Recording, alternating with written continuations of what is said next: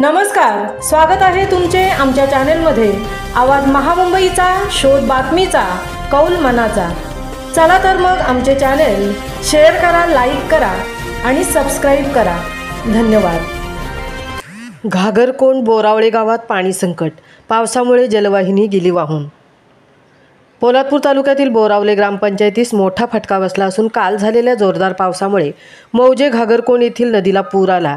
त्यामुळे मौजे घागरकोंड ग्रामस्थ ग्रुप ग्रामपंचायत बोरावळे गावच्या पाणीपुरवठ्याची मुख्य जलवाहिनी, साठवण टाकीवरील पंप, मोटार आणि संपूर्ण जॅकवेल व्यवस्था नदीच्या पाण्यात वाहून गेली आहे।